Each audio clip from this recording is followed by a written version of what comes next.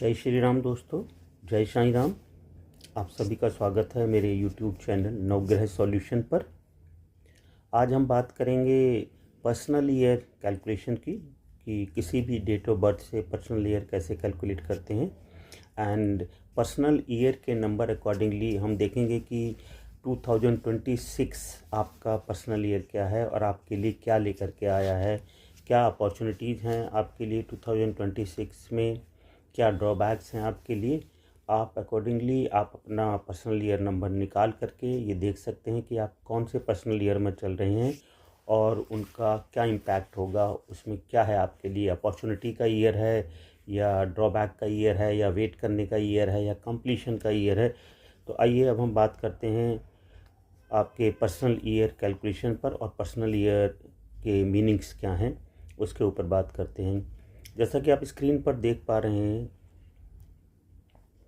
कि formula of personal year calculation का दिया हुआ है। अगर आप देखेंगे तो personal year number equal to birth date, आपका जो भी बर्थ का डेट है, plus birth month plus universal year. Universal year मतलब जिस साल में हम चल रहे हैं, जैसे 2026। तो आपको निकालने के लिए बर्थ डेट आपकी जो भी है उसको plus birth month plus universal year लिखना है और उसका कैलकुलेशन करके जो भी टोटल आएगा उसको सिंगल डिजिट में निकाल करके हम कहेंगे कि ये आपका पर्सनल ईयर नंबर है। आइए हम और समझते हैं इसको थोड़ा एग्जांपल से।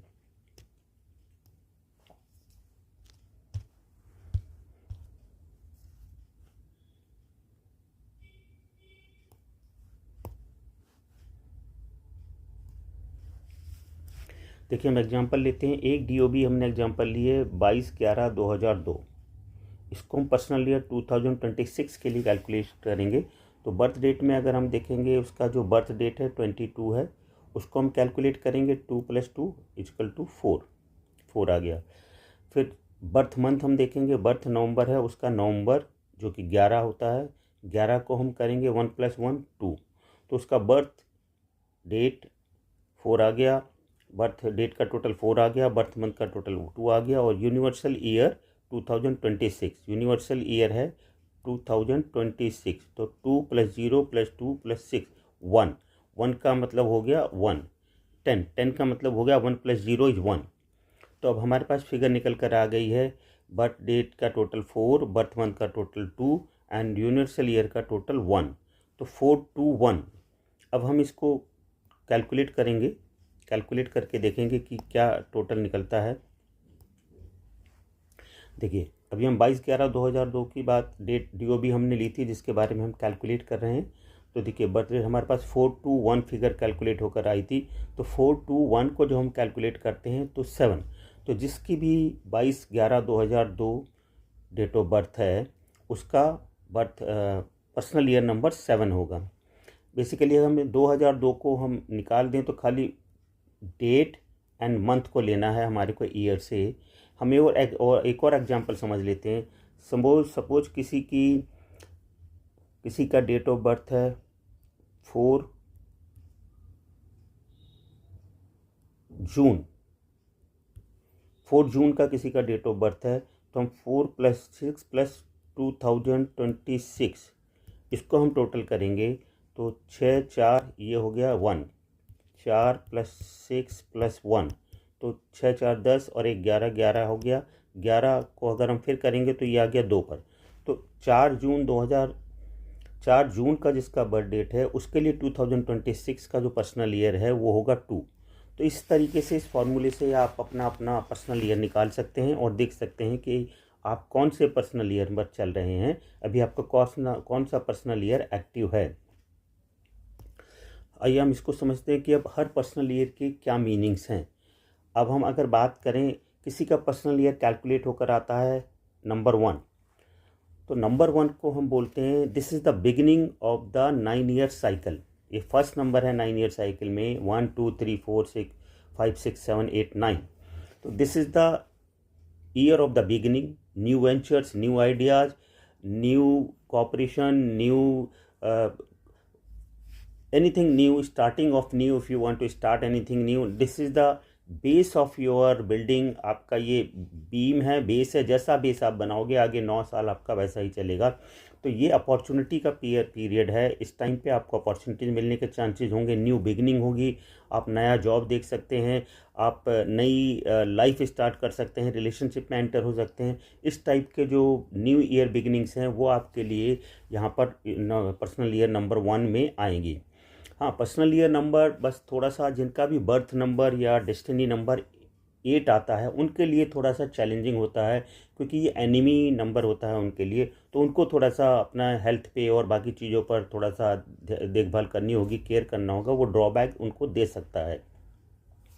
अब हम बात करते हैं पर्सनल ईयर 2 की। Personal year 2 this is year for development, waiting and cooperation. Ideally ये पर्सनल ईयर कुछ नया स्टार्ट करने के लिए नहीं होता है, नई चीज़ों के लिए नहीं होता है।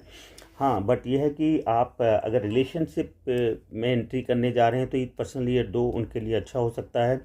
और बेसिकली डेवलपमेंट का है, जो आपने पर्सनल ईयर 1 में स्टार्टिंग करी है उसके डेवलपमेंट का है, उसको एक्सपेंड करने का है, और आपको वेटिंग करने का है एंड कॉपरेशन करने का। कॉपरेशन का ईयर है और वेटिंग का ईयर है। वेट करिए आगे पर्सनल ईयर 3 आने तक का, और आपको उसके डेवलपमेंट पे वर्क करिए, कॉपरेशन करिए, कॉपरेट करिए।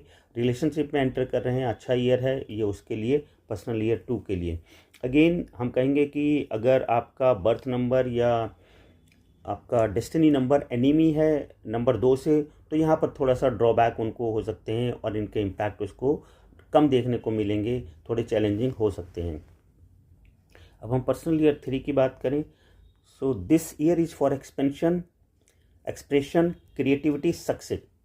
यहाँ आपने जो भी स्टार्ट किया है नया, उसके एक्सपेंशन का, कोई चीज़ आप अपने बिजनेस को एक्सपेंड करना चाहते हैं, जॉब को एक्सपेंड करना चाहते हैं, तो ये एक्सपेंशन का है। क्रिएटिविटी का ईयर है, आप नई चीज़ें क्रिएट कर सकते हैं, क्रिएटिविटी में एंटर कर सकते हैं, सक्सेस आपको यहाँ पर मिलेगी। एक्सप्रेशन का ईयर है, तो this is for expression, creativity, success, expansion का ईयर है ये पर्सनल ईयर नंबर 3। अगर किसी का भी पर्सनल ईयर नंबर 3 आ रहा है तो ये उनके लिए ये अपने बॉक्स में लेकर के आ रहा है। ये हो गया 1 to 3 तक के लिए। अब हम बात करेंगे आगे 4, 5, 6 की। तो अगर किसी का पर्सनल ईयर 4 है तो this year is for hard work, slow and study progress, discipline, opportunity, self control. ये नंबर 4 का ईयर है और ये थोड़ा हार्ड वर्क मांगता है। हार्ड वर्क होगा, आपको रिजल्ट उतने अच्छे नहीं आएंगे पर हार्ड वर्क ज़रूर रहेगा, कंटिन्यू करना पड़ेगा। जितना हार्ड वर्क करेंगे तो रिजल्ट आपको मिलेंगे। स्लो एंड स्टडी प्रोग्रेस रहेगी, प्रोग्रेस स्लो रहेगी लेकिन स्टडी प्रोग्रेस रहेगी। आपको डिसिप्लिन में रहना चाहिए, डिसिप्लिन मांगता है ये साल। अपॉर्चुनिटीज़ मिल सकती हैं इस साल के अंदर, लेकिन उनका जो प्रोग्रेस है, उनके जो आउटकम है वो थोड़ा सा स्लो रहेगा। और सेल्फ कंट्रोल का, आपने सेल्फ कंट्रोल में रहिए, डिसिप्लिन में रहिए, तो ये साल आपको अच्छा देगा। और आप अगेन सेम थिंग जो हमने पहले बात करी कि अगर आपका बर्थ नंबर या डेस्टिनी नंबर नंबर 4 का एनिमी है तो फिर यहाँ पर थोड़े से चैलेंजेस हो सकते हैं। अब हम बात करते हैं नंबर 5 की। This year is for travel, getting new experience, opportunities. ये साल आपको ट्रैवल करने का साल है। आपका ट्रैवल करने का मन करेगा, ट्रैवल की अपॉर्चुनिटीज़ मिलेंगी, आप ट्रैवल कर सकते हैं, अच्छा रहेगा आपके लिए। नया एक्सपीरियंस होगा आपको, चाहे फैमिली में हो, ऑफिस में हो, ट्रैवल में हो, आपको न्यू एक्सपीरियंस यहाँ पर गेन करने को मिलेगा। तो ये आपको नंबर 5 आपको देता है। और अगर हम बात करें नंबर 6 की, this year is for love, responsibility, domestic affairs. Relationship में एंटर करने के लिए, मैरिज करने के लिए सबसे अच्छा ये ईयर होता है, पर्सनल ईयर नंबर 6।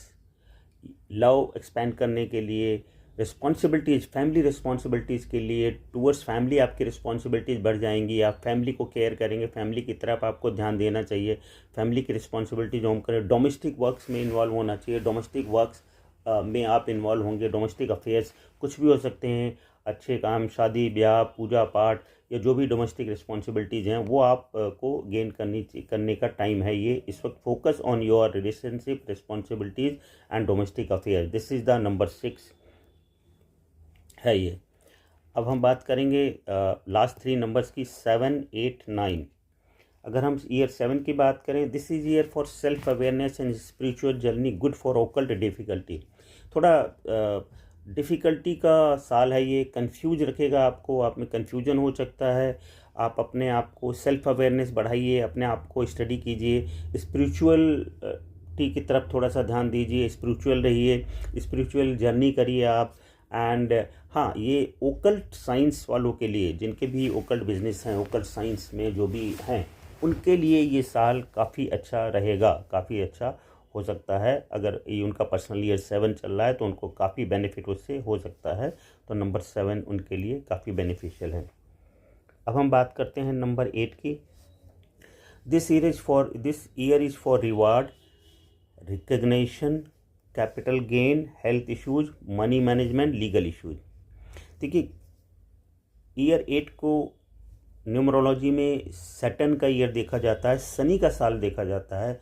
और शनि को जो माना जाता है, जाना जाता है, वो एक जज के रूप में माना जाता है, जो सही को सही, गलत को गलत का फैसला देता है। तो अगर आपने फर्स्ट टू 7 ईयर्स में हार्ड वर्क किया है, अच्छा किया है, कोई गलत काम नहीं किया है, तो इस साल में आपको अच्छे रिवार्ड उसके और रिकग्निशन, कैपिटल गेन देखने को मिलेंगे। ये आपको अपॉर्चुनिटी का, इसमें आपको काफ़ी पैसा मिलने के चांसेस हैं, आपको फाइनेंशियल बेनिफिट भी हो सकते हैं, रिकग्निशन मिलेगा आपको वर्क में, रिवार्ड भी मिलेगा, कैपिटल गेन के काफ़ी चांसेस हैं। हाँ, ये अगर आपके नेगेटिव नंबर में आता है, आपके बर्थ और डेस्टिनी नंबर से अगर नेगेटिव है, तो आपको हेल्थ इश्यूज़ देगा, लीगल इश्यूज भी दे सकता है। अगर आप किसी डिस्प्यूट में हैं, डिस्प्यूट में जाते हैं, किसी के साथ आर्ग्यूमेंट्स करते हैं, कुछ और करते, तो legal issues and health issues भी इस साल में देखा गया है और काफ़ी हद तक देखा गया है। एक्सीडेंट्स के चांसेस भी होते हैं, एक्सीडेंट्स भी हो सकते हैं, स्पेशली जब आपके birth number and destiny number आपके एनिमी हैं, तो इसके नेगेटिव इम्पैक्ट्स ज़्यादा देखने को मिलते हैं। अगर 8 नंबर आपका फ्रेंडली नंबर है, तो इसके जो पॉजिटिव इम्पैक्ट्स हैं वो ज़्यादा अच्छे से देखने को मिलेंगे। बेसिकली हम कह सकते हैं कि ये रिवार्ड का टाइम है, आपको कैपिटल गेन का टाइम है। आपने 1 to 7 ईयर्स तक जो भी मेहनत करी है, जो भी हार्ड वर्क किया, उसके रिवार्ड देने का टाइम है। तो इसको हम अच्छा पीरियड मान सकते हैं, प्रोवाइडेड कि आपका ये एनिमी नंबर ना हो। और आपके ग्रिड में और क्या क्या नंबर हैं वो भी इम्पोर्टेंट हैं, उनके बेसिस पे भी इनके इम्पैक्ट की परसेंटेज डिक्रीज और इंक्रीज होती है। अब हम लास्ट नंबर की बात करते हैं, ईयर 9 की। This year is for completion, no new beginning, social work, health issues. इस साल में हम ये सजेस्ट करते हैं कि कोई नया वेंचर स्टार्ट मत करिए, न्यू बिगिनिंग मत करिए। और ये कंप्लीशन का ईयर है। आपने जो पहले स्टार्ट करा हुआ है पिछले कुछ सालों में, उनको कंप्लीट करिए, फोकस करिए उनको कंप्लीट करने का। अपने अधूरे पड़े प्रोजेक्ट्स को, अधूरे पड़े कामों को आप इस ईयर में कंप्लीट कर लीजिए, जिससे आप नंबर 1 में जब आप एंटर करेंगे तो आपको न्यू बिगिनिंग, न्यू स्टार्टिंग के लिए आपको अच्छा मौका रहेगा और आपको अच्छी एनर्जी मिलेगी और चांसेस मिलेगा। तो इसमें हम जो है ये सजेस्ट करते हैं कोई न्यू बिगिनिंग ना करी जाए। सोशल वर्क करिए आप। सोशल वर्क में अगर हैं, सोशल एक्टिविटीज़ हैं तो उनके लिए साल अच्छा रहेगा, वो कर सकते हैं आप। हेल्थ इश्यूज़ नंबर 9 भी दे सकता है, तो इस पीरियड में भी थोड़े से हेल्थ इश्यूज होते हैं, तो उनको भी टेक केयर करने की ज़रूरत है। परसेंटेज अगेन वो आपके डेस्टिनी एंड बर्थ नंबर से एनिमी है या नहीं है, और बाकी नंबर्स क्या क्या अवेलेबल हैं, कौन से नंबर रिपीटेड हैं, उन सब चीज़ों पे भी डिपेंड करता है कि कितना उसका परसेंटेज एक्सेट्रा होगी। तो ये अब हमने बात करी 1 to 9 पर्सनल ईयर नंबर जिनके भी हैं, तो ये 2026 के अकॉर्डिंगली हमने कैलकुलेट किया है।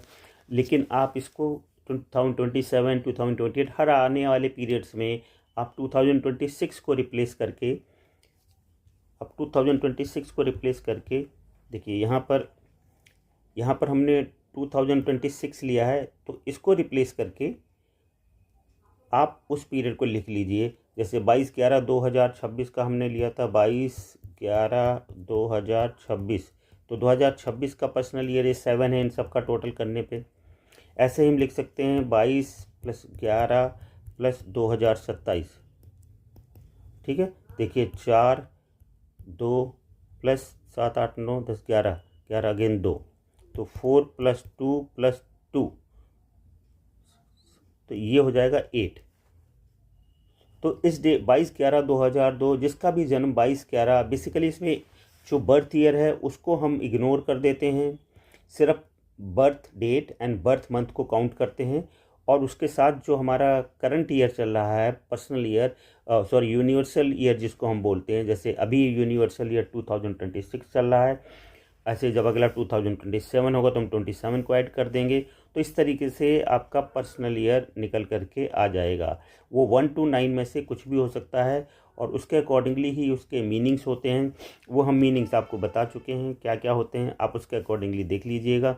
और ये आपको हेल्प करेगा आपको डिसीजन लेने में कि कौन से पीरियड में आपको इन्वेस्टमेंट करनी चाहिए, कौन से पीरियड में न्यू वेंचर है, कौन से पीरियड में रिलेशनशिप में जाना अच्छा रहेगा, कौन से पीरियड में आपको थोड़ा वेट करना है और स्टेबिलिटी रखनी है। इन सब चीज़ों में आपको कौन से पीरियड में हेल्थ इश्यूज़ हो सकते हैं, ये आपको उसमें हेल्प करेगा समझने के लिए, जो आप अपना पर्सनल ईयर कैलकुलेट करके देख सकते हैं। हाँ, again result may get affected based on your birth and life path number combination and presence of other numbers in numero grid and whether they are friendly और एनिमी। आपका birth number और destiny number के combination क्या है, enemy है आपस में या फ्रेंडली हैं, उनका भी इम्पैक्ट होता है।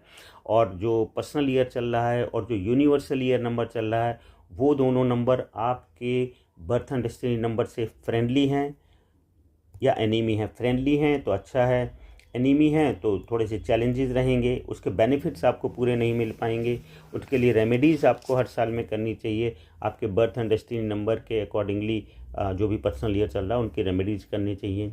आप कांटेक्ट कर सकते हैं मुझसे अपना पर्सनल नंबर को अच्छी तरीके से और डिटेल में समझने के लिए, और क्या रेमेडीज़ होनी चाहिए वो सब समझने के लिए भी आप मुझे कांटेक्ट कर सकते हैं। तो I will explain on that one. बहुत बहुत शुक्रिया आप सभी लोगों का वीडियो वॉच करने के लिए। हम आगे फिर मिलेंगे आपसे फिर नई किसी वीडियो में। अभी आपसे विदा लेते हैं और आपसे उम्मीद करते हैं कि आप हमारे चैनल को जाते जाते अगर अभी तक आपने सब्सक्राइब नहीं करा है सब्सक्राइब करिए। मैं आपसे फिर निवेदन करता हूं, रिक्वेस्ट करता हूं कि आपको अगर इंटरेस्ट है चीज़ों को समझने में, आपको बर्थ डेट को रीड करने में कि आपको कहाँ पर ड्रॉबैक है, आपको लैकिंग कहाँ पर है, रोड ब्लॉक आपकी लाइफ में कहाँ पर है, आपके रिलेशनशिप में चैलेंजेस क्यों हैं, आपके जॉब में चैलेंजेस क्यों हैं, तो आप मेरी शुरू की कुछ वीडियो 3-4 सीरीज़ देख लीजिए। Lo Shu grid part 1, part 2, part 3, part 4। आप खुद लोशो ग्रिड अपना बनाना, उसके मीनिंग्स निकालना, समझना, आपके क्या चैलेंजेस हैं, उनको फिक्स कैसे करना है, वो सारे आपको उसमें मिल जाएंगे। विद रेमेडीज़ आपको मिलेंगी, कौन से एलिमेंट्स हैं, कौन से एलिमेंट्स की क्या रेमेडीज़ हैं, उनके इम्पैक्ट क्या हैं, किस नंबर के, सब कुछ आपको मिलेगा। तो कृपया आप जा करके मेरे शुरू के video part 1, part 2, part 3, Lo Shu grid part 1, 2, 3, 4 देख लीजिए। आपको ऑलमोस्ट काफ़ी समझ में आ जाएगा और ख़ुद आप अपनी रीडिंग कर पाएंगे और समझ पाएंगे कि कहाँ चैलेंजेस है और क्या हमें रेमेडी करनी चाहिए। बहुत बहुत शुक्रिया आप सभी लोगों का। जय श्री राम, जय साईं राम।